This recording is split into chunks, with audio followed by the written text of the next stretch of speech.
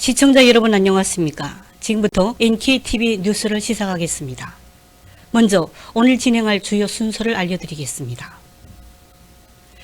김정은의 충년 황병서와 김원홍이 결국은 숙청되었습니다. 북한의 한필아 선수가 2018년 평창에서 오빠와 재해 가능성이 점쳐지고 있습니다.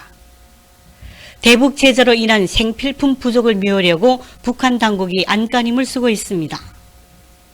6.25 전쟁 피해자 보상지원법 제정을 위한 제4차 기자회견이 진행되었습니다. 2017년 북한 종교 자유 백서가 발간되었습니다. 북한 김정은이 이번에도 측근의 주요 인물들을 무더기로 숙청했다는 뉴스가 어제부터 보도되고 있습니다. 숙청 인물들 가운데는 시청자 여러분들도 익히 이름을 알고 있는 북한인민군 총정치국장 황병서도 있고 우리의 국정원에 해당하는 국가안전보위부의 김원홍 부장도 있습니다. 처형과 숙청에 대해서는 여러 설들이 있지만 이유는 어찌 되었든 간에 또다시 김정은의 히스테리적 망동이 발동한 것이라고 볼 수 있겠습니다. 얼마 전까지 70을 훨씬 넘긴 고령에도 손잡벌되는 김정은 앞에 공손하게 무릎을 꿇고 손으로 입까지 가리고 말을 건네던 황병서 총정치국장의 모습을 여러분들은 기억하실 겁니다. 특히 김일성의 손자라고는 하지만 김정일의 첩의 아들로서 후계자와는 거리가 멀었던 김정은을 독재자로 만든 데는 황병서의 공로가 컸다는 점을 미뤄보면 이게 과연 인간으로서 할 짓은 아닌데라는 생각이 듭니다. 하지만 2013년 12월 자신의 고모부인 장성택에게 반혁명 분자의 누명을 씌워 공개 처형하던 그때 우리는 이미 김정은이 무슨 짓거리를 할지를 알았습니다. 사람이 일을 하다 보면 잘못을 할 때도 있고 흔히 일을 많이 하는 사람이 또 욕도 많이 듣는다고 합니다. 하물며 이제는 손자 손녀의 재롱을 받으며 집에서 편히 여생을 보내야 할 고령의 나이에 나어린 독재자의 삿대질을 받으며 참을 수 없는 모욕이란 모욕은 다 당해왔으니 겪어보지 않은 사람이면 그 서름과 괘씸함을 어찌다 알 수 있겠습니까? 그러니까 한 가지 명백한 것은 한국 언론들이 만들어낸 김정은의 인자라고 했던 북한 사람들 가운데서 살아남은 사람이 없다는 겁니다. 김일성의 사위이자 김정일에 맺은 장성택이 그러했고 날아가는 새도 떨어뜨린다는 무소불위의 권력자 김원홍도 결국은 잘못되었습니다. 그래도 황병서는 오래 가는 줄 알았는데 그 역시 2인자에서 숙청자로 운명을 달리했습니다. 이쯤 되면 다음 처용자는 누가 될지 윤곽이 드러났습니다. 바로 이처럼 물불을 가리지 않은 숙청과 처형과 희세의 정치범 수용소까지 그 모든 것이 바로 김씨 가문이 자신들만을 위한 독재 왕국을 만들어 놓은 수단이었고 방법이었고 방식이었습니다. 김정은의 하수인을 하는 북한 간부들도 명심해야 합니다. 무조건적인 충성과 아부와 아첨만이 능사가 아니라는 겁니다. 통일이 되면 북한 주민들이 그리고 대한민국 국민들이 더 나아가서 국제사회가 바로 김정은의 3대 세습을 유지하는 데 공조한 당신들의 죄행을 물을 겁니다. 다음 소식입니다. 최근 북한 언론들이 전설적 스피드 스케이팅 선수인 한필아 선수를 띄우면서 평창 동계올림픽 참가를 저울질하고 있는 것 아니냐는 해석이 나오고 있습니다.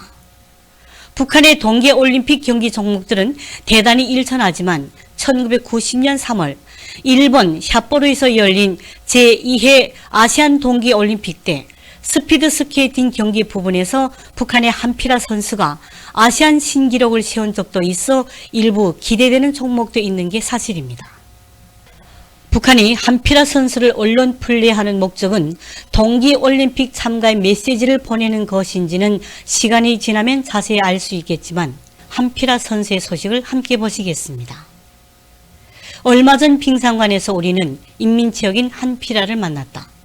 1960년대와 70년대 초 세계 속도 빙상계를 떠들썩하게 했던 유명한 속도 빙상 선수였다고 밝힌 한필아 선수는 지금 70고령의 나이이지만 조선체육성에서 간부로 있으며 현재도 아시아 빙상동맹 부위원장을 맡고 있다고 한다. 고향이 남포시인 한필아는 어려서부터 농구, 배구, 높이뛰기, 너비뛰기를 잘하는 육상 선수였지만 처음부터 스케이팅을 시작한 것은 아닌 것 같다. 그의 튼튼한 신체와 특히 속도 감각에 관심을 기울인 학교의 체육교사에 의해 그는 스피드 스케이팅 신발을 신었고 스케이트를 탄 지 20여일 만에 전국 중학생 스케이트 경기에 참가하여 2등을 하였다. 연이어 그는 16살에 국가종합선수단에 발탁되게 된다. 한필아는 엄청난 훈련과 땀을 흘린 대가로 1963년 2월 일본에서 진행되는 세계 속도 빙상 선수권 대회에서 놀라운 성과를 거두었다. 특히 여자 500m 경기에서 대회 신기록을 세우고 우승하였다. 또한 1964년 2월 오스트리아 인스부르크에서 진행된 제9차 겨울철 올림픽 경기 대회 3000m 경기에서 우승하였다. 스케이트와 더불어 한필아의 이름은 인스부르크의 올림픽 상정 봉화탑에 새겨지게 된다. 세계 언론들은 겨울철 올림픽 경기 대회에서 유럽 사람들이 메달을 독점하던 신화를 아시아인인 한필아가 깼다고 대서특필하였다. 한필아 선수는 그 이후에도 여러 국제 경기들에서 좋은 성과를 거두었으며 은반위의 혜성으로 세계적인 속도 빙상 선수로 이름을 알렸었습니다. 북한은 그를 김일성상 괴간인으로 인민체육인으로 내세워 주었습니다. 한필아 씨는 조선체육대학을 졸업한 후 자신을 지도하던 감독과 결혼해서 2명의 자녀를 낳았는데 자녀들도 모두 조선체육대학을 졸업하고 스피드 스케이팅 선수로 활약하고 있다고 합니다. 하지만 남편은 급병으로 1992년에 사망을 하였다고 합니다. 이처럼 북한은 요즘 들어 언론을 통해서 스키와 스피드 스케이팅에 대하여 이러저러한 글들을 많이 싣고 있어 동계올림픽 참가를 우회적으로 의사표시한 것이 아닌가 하는 생각이 들게 하는 대목입니다. 정말 그렇게 된다면 한필아 선수는 평창에 올 수 있을 것이고 27년 만에 오빠와 재회하는 역사적인 상봉도 할 수 있으니 우리 모두 함께 기대해 봅니다. 다음 소식입니다. 유엔의 초강도 대북 경제 제재가 시작되자 북한의 여러 분야에서 어려움을 겪고 있는 가운데 대중 생필품 생산이 급격히 줄어들면서 북한 당국이 이에 대해서 대책 마련에 나서고 있습니다. 그 대책이란 다소 예상을 했습니다만 역시 자력갱생, 자력자강 정신 발휘를 독려하는 것입니다. 생필품 생산이 줄어든 것은 의류, 식품, 기타 자파류 생산 공장들이 사용하는 원단과 소재의 거의 90% 이상을 차지하는 중국 수입품이 대중무역 차단으로 들여오지 못하게 된 것이 가장 중요한 요인이라고 볼 수 있겠습니다. 제일 어려움을 느끼는 자재들은 천원단과 전자요소, 또 원유 가공에서 나오는 여러 가지 기초화학 소재들인데 북한의 경제 구조는 석탄화학 공업 구조이다 보니까 이러한 제품 소재들이 생산되지 않아서 지금까지 전부 중국에 의존하여 왔습니다. 그래서 평양과 지방에 있는 소위 인민소비품, 즉 생필품 생산 공장들이 적지 않게 가동을 멈춘 상태입니다. 생필품 생산이 줄어들고 이에 따라 주민들의 직접적인 불편이 커지고 또 연간 부분의 운영에도 추가적인 어려움이 조성되면서 북한은 내각이 나서서 직접 생필품 생산을 정상화하기 위한 대책을 취하느라 분주한 모습입니다. 그러한 대책 중 하나가 바로 대중적 인민소비품 생산입니다. 자투리와 보통 때는 쓰지 않은 폐품들을 재생하여 보기에는 모양이 나쁘지만 사용하는 데는 별로 불편이 없는 생필품을 만든다는 전략입니다. 그리고 이러한 자투리 활용 생필품 생산을 독려하기 위해서 평양과 각 도에서 전국 인민소비품 전시회를 개최하고 본보기를 보여주면서 모든 공장 기업소들이 자투리와 폐품을 재활용하여 생필품 생산을 늘리라고 몰아세우고 있습니다.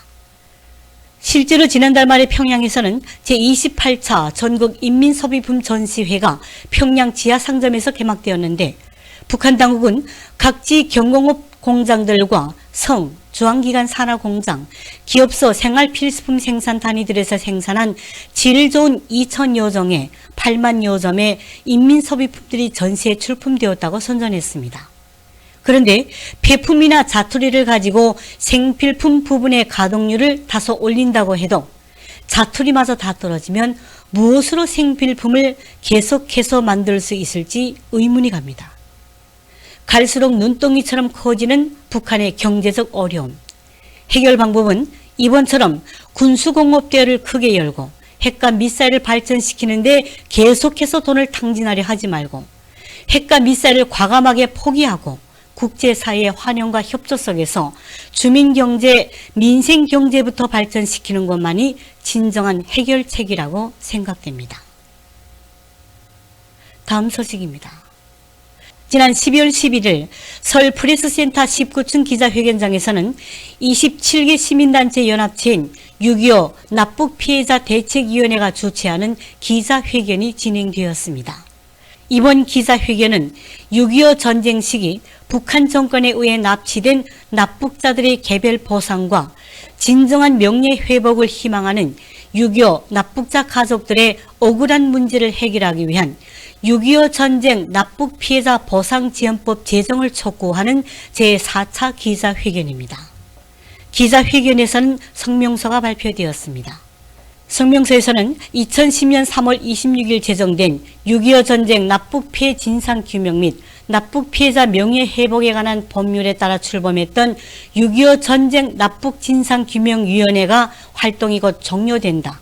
위원회는 6.25 전쟁 시기 북한에 의해 자행된 민간인 납북 사건의 진상과 납북자와 그 가족의 피해를 규명하고 그들의 명예회복을 통해 인권회복과 국민화합을 도모하기 위한 목적으로 활동했고 2015년 12월 접수 마감 종료 시까지 5,505건이 접수되었다고 밝혔습니다.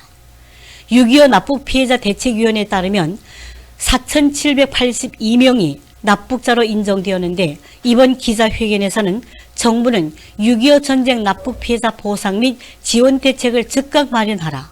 국회는 6.25 전쟁 납북피해자 보상지원법을 즉시 제정하라. 유엔은 6.25 전쟁 납북피해자와 유가족의 인권보호에 적극 앞장서라고 요구하고 있습니다. 6.25 납북피해자 대책위원회는 선민네트워크의 김규호 목사와 선진 대한민국 미래연합의 강사근 대표가 상임위원장을 맡고 있고 공중사회실천연대, 기독교 유권자연맹, 김동식 목사 유해 송환운동본부, 북한인권 희생자 기념사업회 등 27개 단체가 참여하고 있습니다. 오늘의 마지막 소식입니다. 사단법인 북한인권정보센터 부설 북한인권기록보존소에서 2017 북한 종교 자유 백서를 발간했습니다. 북한인권정보센터에 따르면 이번 백서는 2008년 첫 종교 자유 백서 발간 이후 10번째 연례 백서입니다.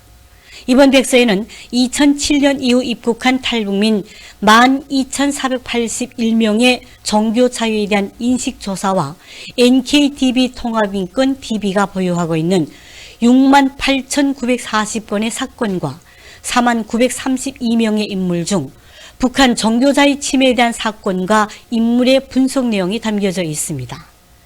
북한인권정보센터는 이번 백서에도 지난 백서와 마찬가지로 북한 종교자유 침해 실태를 보다 자세히 알 수 있도록 관련 증언 및 사례를 포함하고 있다고 밝혔습니다.